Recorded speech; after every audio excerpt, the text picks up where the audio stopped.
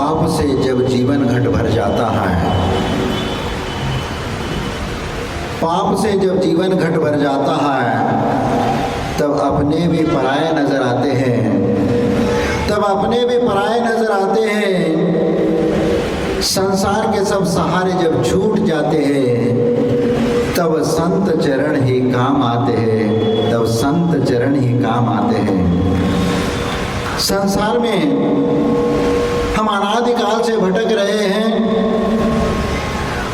और पाप क्रियाओं में इतने व्यस्त हो चुके हैं कि पुण्य करना ही हम भूल गए हैं।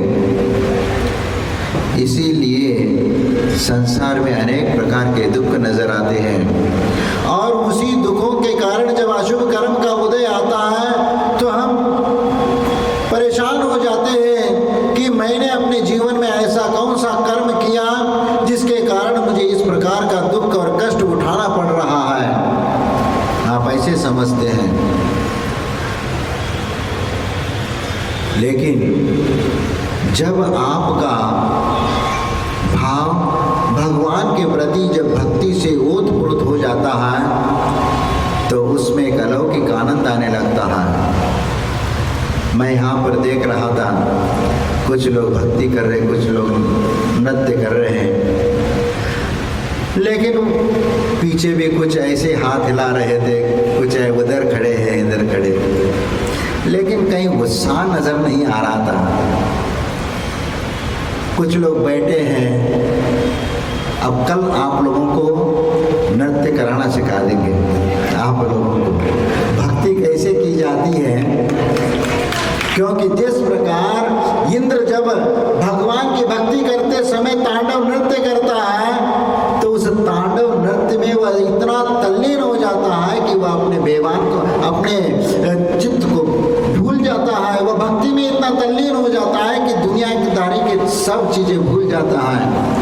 आप अपनी शरीर की चिंता मत कर लेना। कुछ लोगों को हमें कमर दर्द है, घुटने का दर्द है, हमें नाचना नहीं आता।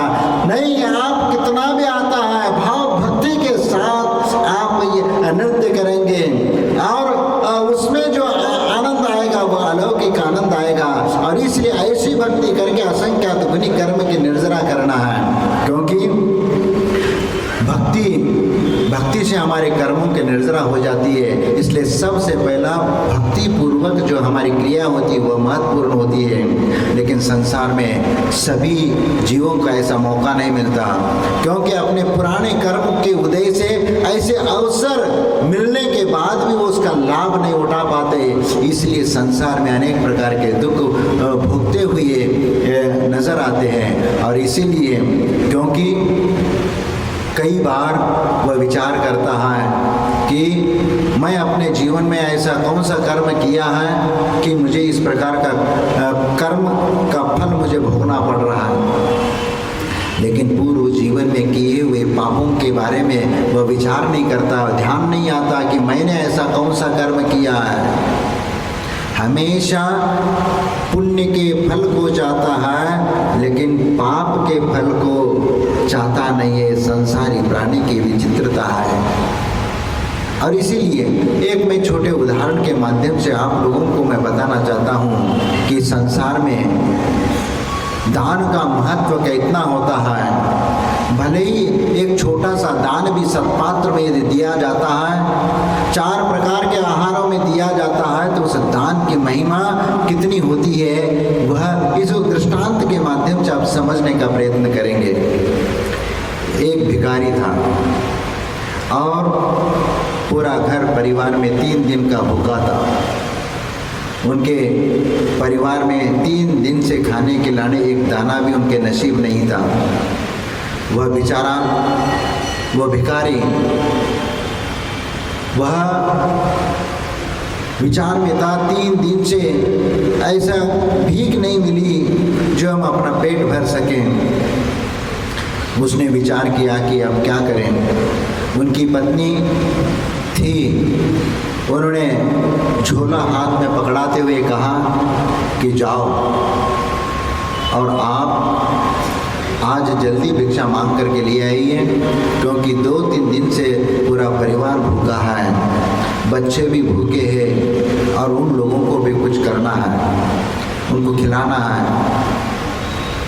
तो अपने कर्मों को कोसता हुआ वह भिखारी अपने आप से मायूस महसूस करने लगता है कि ऐसा हमारा कौन सा कर्म का उदय है कि भीख मांगने की नौबत आ रही है। और वह पत्नी के हाथ से वह झोली उठाता है और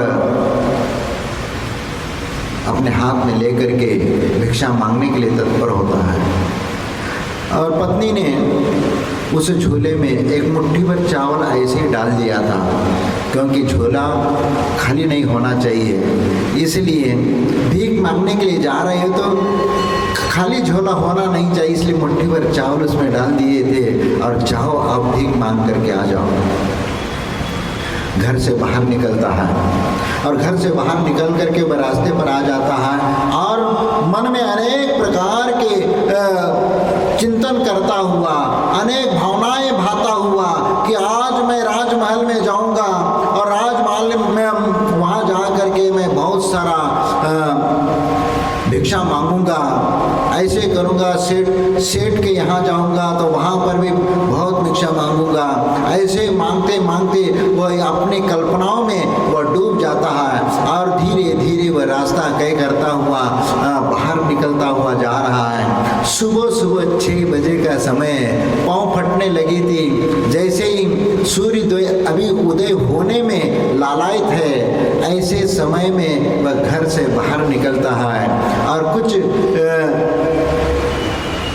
यात्रा तय करने के बाद सामने से एक बहुत बड़ा रथ नजर आया और वह रथ कोई सामान्य नजर नहीं था और वह रथ इतना सुंदर था और सोने की उस रथ के ऊपर चित्रांकन किया गया था, तो वह सब चमक रहा था और दूर से देख करके उसको एहसास हुआ कि ये कोई सामान्य व्यक्ति का रथ नहीं, इसमें कोई राजा महाराजा ही इसमें विराजमान होगा।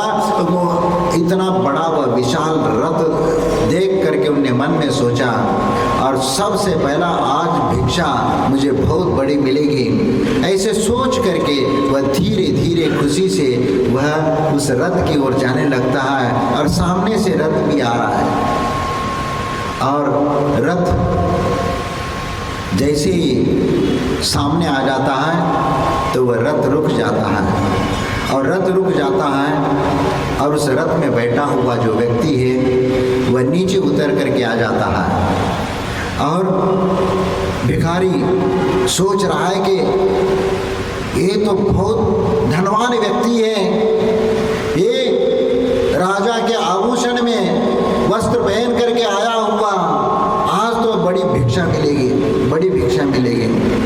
इसी कल्पनाओं में डूबता हुआ, यही विचार करता हुआ वह उस व्यक्ति के सामने जाने लगा और इतने में वह व्यक्ति ही चल करके उस भिखारी के सामने आकर के खड़ा होता है और भिखारी उससे भिक्षा मांगने वाला ही था।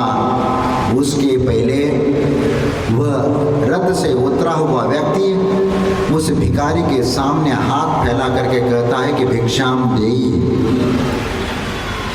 वह कहता है कि भिक्षाम देई। वो भिखारी अचरज में पड़ गया कि महाराज आप इस गरीब की भिखारी की हंसी क्यों उड़ा रहे हैं? मैं तो भीख मांगने वाला भिखारी हूँ और आप तो राजा महाराजा हैं, तो आप ये कैसे इस प्रकार भिक्षा मांग सकते हैं? राजा कहता है कि भिक्षाम देही। दूसरी बार तो वह कहता है, वह भिखारी सोचने लगता है कि ये व्यक्ति मेरी मजाक तो नहीं कर रहा है, ये मेरी हंसी तो नहीं उड़ा रहा है, ये उल्टा मुझसे भिक्षा मांग रहा है। वह कहता है कि महाराज मैं तो भिखारी, मेरे पास क्या हो सकता है आपको देने के लिए? वह कहता है कोई बात नहीं, जो तुम्हारे पास है वही दे दे, मैं वापस चला जाऊंगा।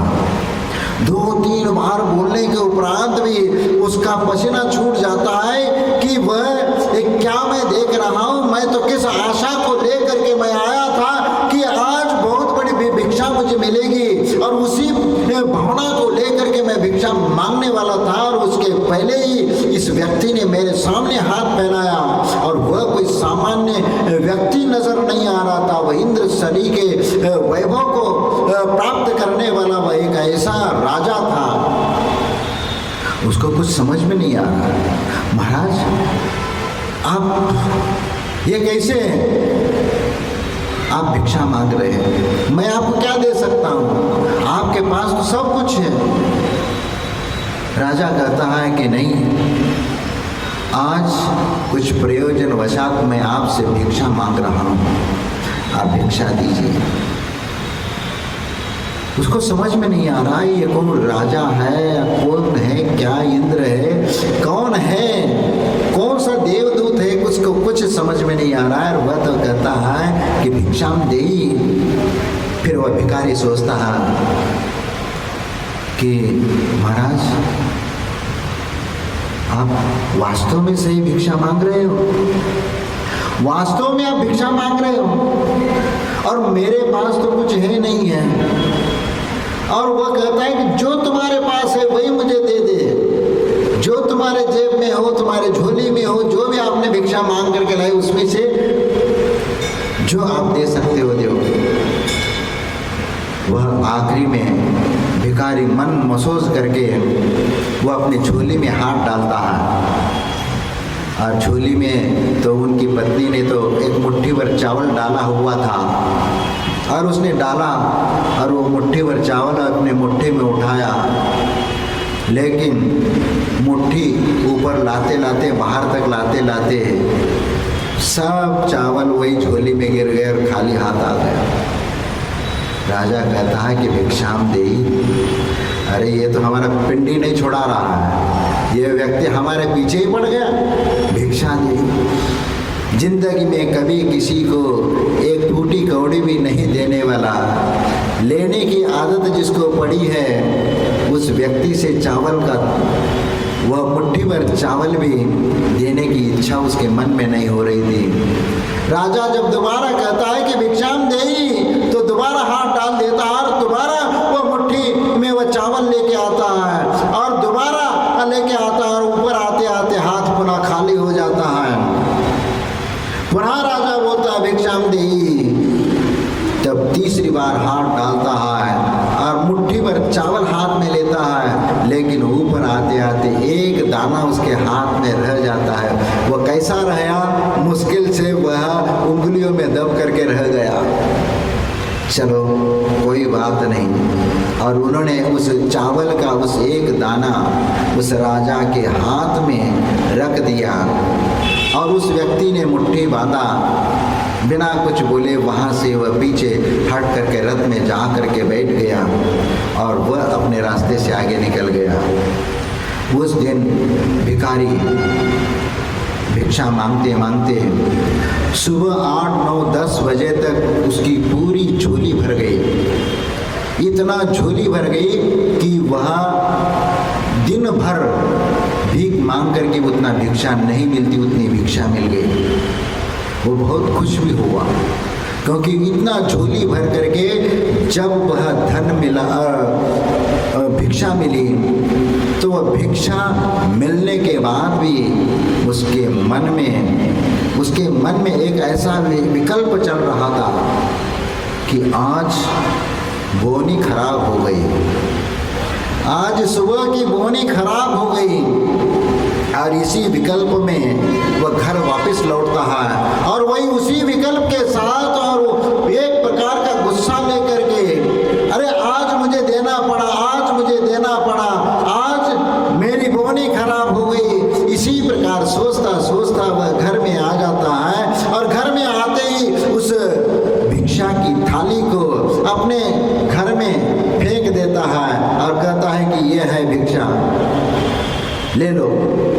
उसकी पत्नी आई, क्या बात है, इतना क्यों गुस्सा हो रहे, और ऐसे भीख थोड़ी फेंका जाता है। उनने कहा क्या करूं, सबसे मेरी पहली बोनी खराब हो गई, आज मुझे देना पड़ा। क्योंकि जिस व्यक्ति ने अपने जीवन में कभी देना ही नहीं सीखा, उस व्यक्ति से हाथ से कैसे कोई चीज दे और देने के उपरांत उसको ग्लानि न हो, यह असंभव बात है। और जिस व्यक्ति ने अपने जीवन में देना ही सीखा है और वह देता ही गया है, तो उसको तो कभी उसका ग्लानि या मलाल नहीं होता। और फिर इसके उपरांत वो पत्नी उस भिक्षा को समेटने लगती है और समेट करके वह एक बर्तन में रखना शुरू कर देती है। और इस प्रकार करते करते अचानक पत्नी चिल्लाती है कि अपने पति को आवाज देती है कि आप इधर आइए, देखिए ये क्या है। वो तो घबरा जाता है कि क्या है, और उसको देखने के लिए वो एकदम भीतर आ जाता है। तो ये देखिए ये क्या है, ये वो देखने लगता, आंखें फाड़ करके देखने लगता है कि ये क्या है, क्या चीज है। जो भिक्षा की वो पोटली पड़ी है और उसमें बिखरा हुआ है, और उसके बीच में एक चमकीली वस्तु नजर आ रही है। और चमकीली वस्तु की ओर उसकी नजर चली जाती है, और उस वस्तु को देख करके उसको विश्वास हो गया कि, और उस चीज को उठा लेता और हाथ में रख देता है। और हाथ में रख करके वह देखने लगता है कि ये कोई सामान्य चीज नहीं, एक बहुमूल्य चीज है। और उसको विश्वास हो जाता है कि ये कोई सामान्य चीज नहीं है, ये बहुत मूल्यवान चीज है। और वह पत्नी से कहता है कि ये तुझे कहाँ, किस जगह, किसमें मिला। उसने बोला कि इस चीज में ये चमक रहा था, इसलिए मैंने आपको इसको देखने के लिए बुलाया। और उस चमकती हुई चीज को देख करके वह हक्का बक्का हो गया। और वह कहता है, और वह उतना ही था जितना सुबह के समय जिस व्यक्ति के हाथ में एक चावल का दाना दिया था, उसी चावल के दाने का आकार वाली वह वस्तु उसके हाथ में थी। और वह पूरा घर के उस कमरे को पूरा रोशन कर रहा था। इतना वह बहुमूल्य रत्न था। और वह माथा पकड़ के बैठ गया। वो सोचने लगा कि मैंने ये क्या किया, मैंने ये क्या किया। यदि मैं वो एक चावल दाना दिया, वो कोई सामान्य व्यक्ति नहीं था, वह कोई देवदूत के रूप में आया हुआ वह व्यक्ति था, और उसके लिए एक चावल का दाना दिया, उसके फलस्वरूप इतना बहुमूल्य रत्न मुझे प्राप्त हो गया। मैं कितना मूर्ख, यदि मुट्ठी भर चावल दे देता तो क्या होता। वह अपने आप को कोसने लगता है, लेकिन अब पछतावे होत क्या, चिड़िया चिग गई खेत। क्योंकि उसी समय यदि मुट्ठी भर चावल यदि दे देता तो उसका घर पूरा रत्नों से भर जाता। इसी प्रकार ये जो हमारी जिंदगी का विषय है कि हम अपनी जीवन में जो कमाई करते हैं, उस कमाई में से जैसे वह भिखारी निकालता है वैसे ही आप निकाल करके देते हो। कमाई का कितना % आप निकाल देते हो? हाँ, 1% महाराज सवाल ही नहीं उठता। 1% तो संभव ही नहीं है। हाँ, क्योंकि मुश्किल से यदि जितना भी देते हो, ठीक है, आपकी दान की भावना है, लेकिन सत्पात्र में दिया हुआ दान वह तुम्हारा, वह आपके लिए वटवृक्ष का रूप धारण करा देता है। जिस प्रकार ये योग्य भूमि में बोया हुआ एक वटवृक्ष का बीज एक राई के बराबर होता है, लेकिन योग्य भूमि में उसको बोने के उपरांत और उसमें पानी आदि देते हुए उसको धीरे धीरे वह जब विकसित होने लगता है तो विशाल वटवृक्ष का रूप वह धारण कर लेता है कुछ समय पश्चात। इसी प्रकार जब हम कोई भी दान सत्पात्र में देते हैं तो वह दान इसी प्रकार वटवृक्ष के रूप में फलीभूत होता है। और हम अपने जीवन में यदि कोई पाप कर्म करते हैं तो वो पाप भी उसी प्रकार फलीभूत होता है। जब पुण्य एक राई के बराबर दाना दे करके जितना आपको ऐश्वर्य प्राप्त हो सकता है, वैभव प्राप्त हो सकता है, उसी प्रकार यदि पाप भी उतना कर लेते हो तो वो भी उतने ही गुना वह फल देता है। इसलिए हम अपने जीवन में हमेशा ध्यान रखना, पुण्यस्य फलम इच्छन्ति पुण्यम नेच्छन्ति मानवा फलम नेच्छन्ति पापस्य पापम कुर्वन्ति यत्नता। यह संसारी प्राणी हमेशा पुण्य के फल को चाहता है, पुण्य करता चला जाता है, तो पुण्य करता चला जाता है तो पुण्य का फल भी उसको मिल जाता है। लेकिन ये संसारी प्राणी सिर्फ पुण्य के फल को चाहता है, लेकिन पुण्य करना नहीं चाहता, धर्म करना नहीं चाहता, व्रत उपवास नहीं करना चाहता, पूजा अनुष्ठान आदि नहीं करना चाहता, भाव उसके भीतर उत्पन्न नहीं होते और इसीलिए वह उस प्रकार का सातिशय पुण्य को प्राप्त नहीं होता। और इसीलिए उसको सातिशय पुण्य प्राप्त करना है तो सबसे पहला इन धार्मिक अनुष्ठानों में भाग लेकर, और जितनी भी पूजा पाठ अनुष्ठान व्रत नियम उपवास आदि ये सब पुण्य कर्म की क्रियाएं हैं। और ऐसे पुण्य कर्म ये शुभोपयोग की श्रेणी में आते हैं, क्योंकि अशुभोपयोग से बचकर के शुभोपयोग में प्रवृत्ति, यही तो हमारे लिए पुण्य की ओर ले जाता है। और ये पुण्य हम करना नहीं चाहते, हमारे पास टाइम नहीं है। और यहाँ कितने घर हैं, कितने घर हैं? 400-600।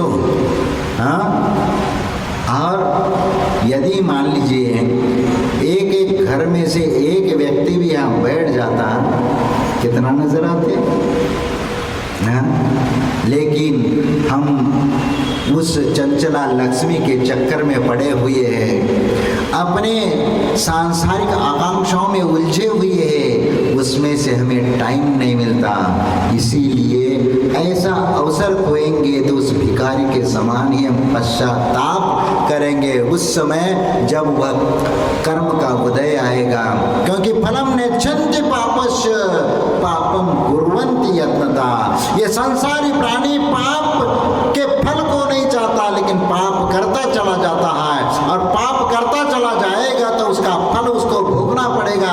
और इसीलिए जिस समय अशुभ कर्म का उदय आता है तो ऐसे ही वह फल देता। उस समय हम सोचते हैं कि मैंने ऐसा कौन सा पाप किया था कि इस प्रकार की हमारी बीमारी हो गई, इस प्रकार का कर्म मुझे अशुभ फल दे रहा है, और इतना परेशानी में हो, इतने समस्या में हूँ, उलझा हुआ हूँ, इससे कब मैं बाहर आऊँगा। हमारे आचार्य भगवंत कहते हैं कि यदि इस सांसारिक मोह माया से यदि बचना चाहते हो तो जिनेंद्र भगवान का शरण ही तुम्हारे लिए स्थान है।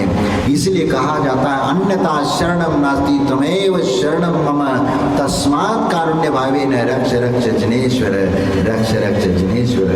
क्योंकि जिनेंद्र भगवान का शरण ही हमारे लिए योग्य स्थान है, और इनके शरण में आएंगे तो भगवान तुम्हारे लिए नैया पार करा देंगे। इसलिए हमें सांसारिक मोह माया को छोड़ करके हमें समय निकाल करके भगवान की भक्ति पूजा में बैठ करके हमें अपना समय निकालना चाहिए। पूरी जिंदगी में तो घर गृहस्थी और मोह माया में व्यतीत कर लिया, लेकिन कुछ समय निकाल करके आत्म कल्याण के मार्ग में आगे बढ़ो।